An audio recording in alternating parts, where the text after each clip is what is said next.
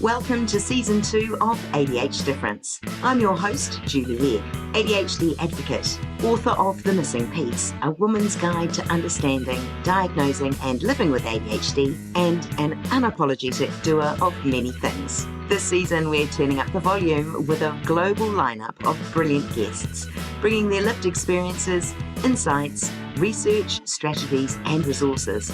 And of course, along with a healthy dose of humour and humility. Whether you're neurodivergent yourself or just curious, there's something here for every curious brain. Let's dive in. Today's guest is anything but ordinary.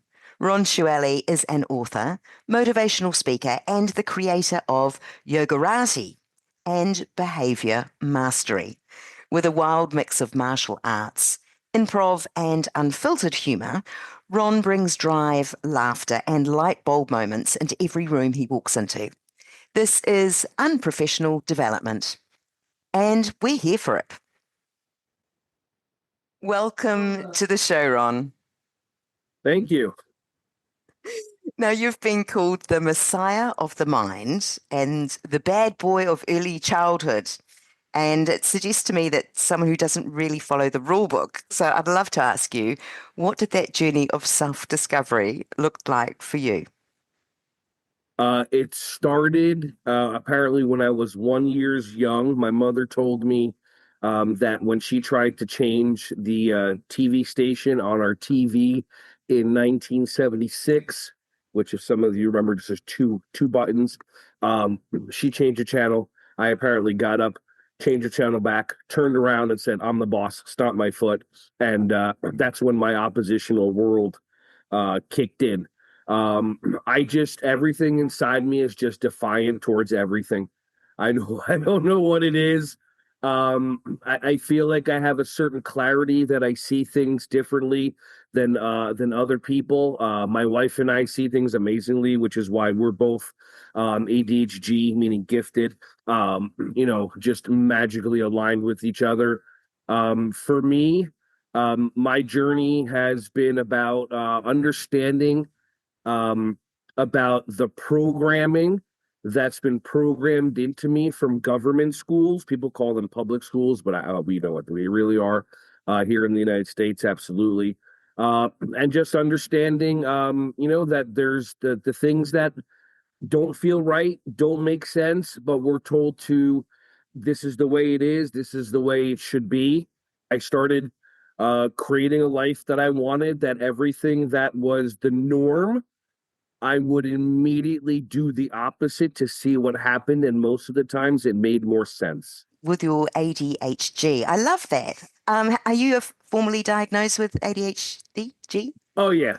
I mean, my parents had me diagnosed by a psychologist, psychiatrist. I mean, I remember even as young as 4, 5. But, the immediate Ritalin Adderall thing, it didn't make sense. My nationality, my family's Israeli. I was born in Israel. My mother, while raising me, was a teacher at a school that was super, super tough, that she was getting yelled at, screamed at, harassed by students with knives and weapons. So she learned how to get those kids to somehow connect. I don't know how. But so that when it came to the American world here in 81, 82, like, at least she was very like, what do you mean you're going to medicate my kid? No, you work with them. You do what you have to do to figure out there's a challenge, there's a need, there's a deficiency, figure it out. But what do you just want to zombify? No. And that was awesome. I mean, that was incredible that she just had the understanding, go like, but that's coming from an absolutely different world. A different world. As soon as you're out of high school, 3 to 6 months, you're in the military for 3 years. So you come into real life after 3 years of military. Now, tell me how your career has developed. It's really interesting. How do you think your ADHD-G has assisted in your approach to your teaching and your performing? And you've got martial arts and you've got improv and you've got a whole bunch of things that you have brought with you to get to this point. Can you share a bit of info about that? Yeah, for me, just doing whatever I want has always been just a really important thing. And then I discovered my inner child was running me for a long time, and I aligned with it and take it on.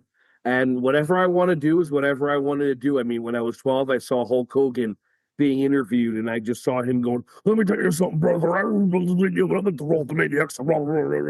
You say your prayers." And I'm just like, I don't know what this is, but I want to do it. Like I'm like, okay, what do I need to do? I started martial arts. I started improv classes. I watched stand-up comedy since I was even younger than that. I started lifting weights. I started doing gymnastics. So it's like when I was interested in something, I would hyper focus for days. And then, but the problem is that I didn't have people around me that understood it. My dad's a computer engineer, so he understands like 9 to 5, 9 to 6. My mom is neurodivergent, but I don't think she ever learned about it, had people in her life to explain what it was. It was just, you're different and you're not supposed to be different, especially from her perspective and knowing my grandparents. So my whole world was just doing the opposite. So, I mean, I was learning as I was going to college just to go to pro wrestling schools. I'd never wanted to go to college because college never made sense to me. I mean, it's like, wait, if I want to go to school for business, why don't I just go learn from businessmen? I mean, if a plumber goes to a plumber, an electrician goes to an electrician, and a mechanic goes to a mechanic, why don't I go work in a business to learn business, which is what I did after I dropped out of college the first time and the second time at a GNC nutrition store, learning how to be an assistant manager, and then at 21 doing real estate and learning the real world of real estate. I mean, I spent 40 hours in a real estate course knowing this is ridiculous, all these laws, all this NPC programming. And I sat at the office of the guy that hired me, number one real estate organization in New Jersey. First thing out of his mouth, forget everything you learned in real estate. Cool. It's about for sale by owners expires being a listing agent. I mean, it's like I learned bartending at a bartending school, and then went to my first job and said, forget everything you learned in bartending school. You're only going to open beers and pour wine. So it's like through life, I'm seeing all the school and the education is the horse poo designed to, I don't know, try to get money from you and lie to you to tell you that a degree or certificate is the only way. Where now it's beautifully, completely opposite. Like I love working with kids and teenagers, and I coach parents and teenagers and how to get out of American high school as fast as possible, get a mentor, homeschool, world school, unschool, micro school, so many options. And because I see that kids only have a certain path. Me, I've been oppositional about everything. I mean, I was teaching what's it called, doing a karate birthday party. I was taught how to do karate by a husband and wife team where the husband was an elementary school teacher, wife was a preschool teacher. So I started learning how to teach kids karate. I'm doing a karate birthday party. A director comes up to me from a preschool and says, "You're great with the kids. Can you do this in a preschool? Do you have lesson plans and curriculum?" And I've already trained my brain, yes, and improv to go, absolutely, yes, and note to self, create lesson plans and curriculum. And then 2 months later, I go in there, I'm playing with the kids, I'm doing this, I'm loving it. It was super cool. And then I called up it was a chain called the Goddard Schools. There's like 500 preschools. I'm sure you have preschool chains there. And basically, I called up the next school and said, "Hey, look, this school loves me. Here's a testimonial. Do you want karate?" Because I was doing karate with kids 24 months because the people that taught me, their words to me literally is, you're going to get a master's in education without the BS of all the theory and stuff that actually works in a classroom, which is insane, the opposite of what traditional education is. So I call up this another school and I go, "Do you want to do karate?" Like, "No, but do you do soccer?" So I'm like, "Yes, and I'm like, I do soccer, absolutely." Because I was always taught by them that I'm not teaching karate, I'm not teaching soccer, I'm teaching kids. And then the avenue that I go, so karate is to teach the vehicle, is karate to teach respect. And as I'm doing this deposit, I'm crying, going like, I just created something. Like this didn't exist. So anyway, fast forward 10 years later, I'm running a preschool enrichment company. We're in 80 different preschools. I have 15 instructors. I'm teaching Yogarate, which I created because I started doing yoga about a year before that. I was introduced to it, but a slow, beautiful, Raja, low impact 2 hours of stretching the fascia of the body and releasing trauma. Not a yoga class that's Americanized, you're doing big stuff. And I fell in love with yoga. And then I'm like, I want to create yoga and something karate together. Roof open, light went in, ha, ha, ha, and I literally saw the words yoga, karate, and the K dropped off and the A dropped off, and it was Yogarate. I created a behavior system that really works and teaches people how to work with neurodivergent, exceptional kings and queens like me and like a lot of the kids that I love teaching. And now the government's preschools, and there's a preschool Head Start in every town, in every city, everywhere. It's insane because they understand that early childhood is the most important time of development when it comes to kids, not like high school, especially with phones now that they've zombified themselves. And now I'm talking to you. That is awesome. Well, it's all interconnected. That's what I wanted to say. Look, I've been writing down some notes, Ron, and bringing it back to the ADHD traits, I guess. Your journey has been a culmination of a whole bunch of things. So I've written down no barriers, and that's something that I don't see barriers. If the drive is strong enough, you do it. So that's loud and clear. I've also got following your own path, and you did that at a young age, and maybe it's rebelling, maybe it's non-conforming. It's authentic. Absolutely. I've got interconnected too. I think that everything, you're here today and you're doing what you're doing today because of all of these beautiful things that happened in your life, all coming together. It's not that you were trained in one thing and therefore felt, well, that's it, that's your life. Beautiful to hear. I've got entrepreneurism. And again, that's an ADHD thing if you allow it to happen. And the last one on my list was impulsivity, because grabbing these moments, you truly encompass all of those beautiful ADHD traits. So yay you. And thank you for sharing that. That's awesome. Awesome. So I want to ask about the now. You've done so much in these, in the decades leading up to right now. What's currently lighting your fire, or what's an idea that's brewing that you're going to jump on next? So for educators and people that they've heard of the term professional development, which is what everybody has to take, whether you like it or not.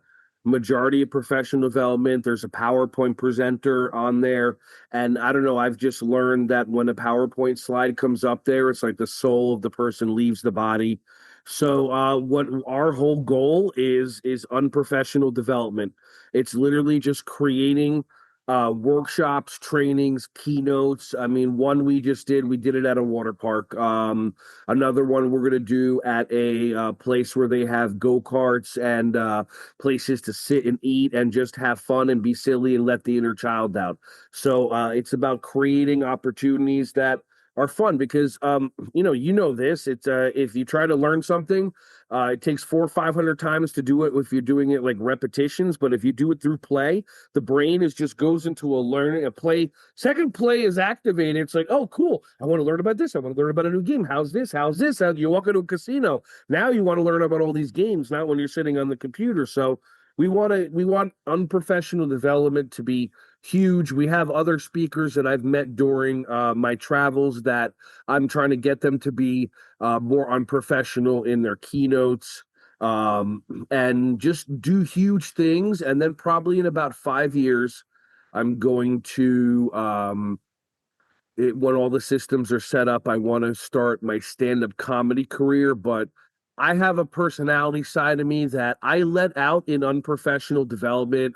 It depends on the director. I just did 2 trainings over the weekend. One was a little more stiff. The other one, within a half hour, we're dropping the F-bomb. Some of my stuff gets really deep, but then I play a music video. I play a video of a Shiba Inu puppy having a 2-minute spa day, and they forget about it, but the seed's already planted. I eventually want to do stand-up comedy where I also open up their brains and then tell an inappropriate joke that has them just whatever, but the seed's planted. And then if they then think about this thing that I planted a month later, they take ownership of it, and all of a sudden, like things like understanding the dopamine system and understanding right and wrong. And when you say to a child, you get what you get, and you don't get upset. Why are you being, aren't you listening to me? No, thank you. They don't understand that this dopamine system is running. And now after I work with them, I'm like, you can say to a child, you're not being a good listener, or you can ask a child, how can I help you understand my directions? Because being a good listener is like, what does listening have to do with following directions? But unfortunately, in our language, it's stupid. We took listening and following directions, we mashed it together to make it mean the same thing, and then never told the kids.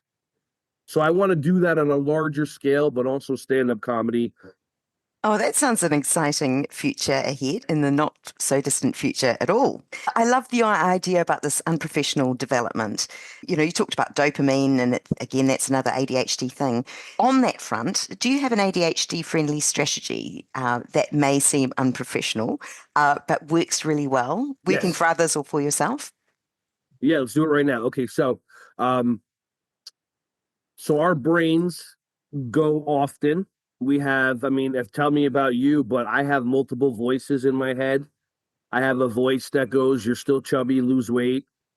I have a voice that goes, why are you being so mean to him? He's really healthy. He's had his blood test. And I have a third voice going, why are you always annoying him? Like all this stuff. So I'm going to give you a question. I'm just going to ask you to ask yourself a question in your brain. And then after you ask yourself the question, I'm just going to ask you what happened. Okay, so here we go. And this for people watching. Ready? Ask yourself this question in your brain quietly. I wonder what my next thought will be. What happened? Nothing. Oh, isn't it so nice? I don't know. It's nice for me when there's somebody not yelling at me. I mean, that doesn't sound like my mom's voice. But so what I've discovered, and here's the funny part too, is when I say discovered, I saw this on TikTok 2.5 years ago. One time it came into my light, and then I've never seen anything like this ever again.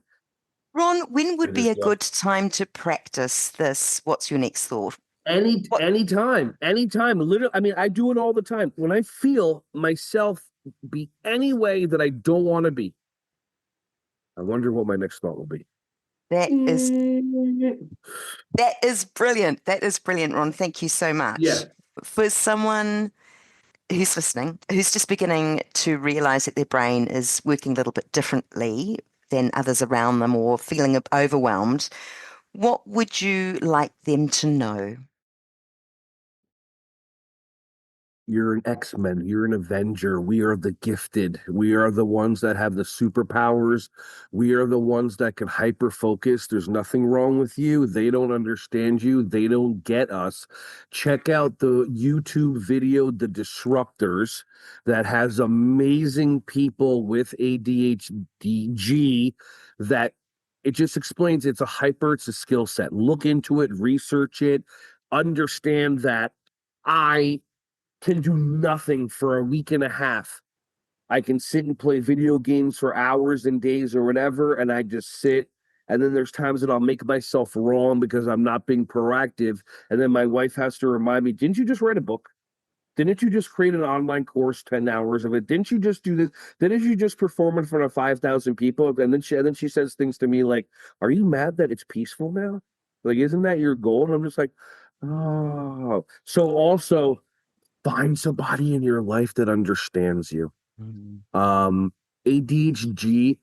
is great because we forget everything in 10 seconds. We don't fight. I've been with my love from day one. We met 4 years ago in June, and we don't fight because if you don't remember anything that just happened and you're just in love and joy and happiness and wonderfulness, yeah, then that's it. You just got to keep on finding the people and be authentic and listen to the universe and use your gifts and get mentorship from people like us that understand it and can guide you. You know, go do yoga, go do martial arts, do one or the other. Doesn't matter how young you are. Ron, that was awesome. Brilliant words of advice. And on that note, I'd like to say thank you so much for joining me today on the show.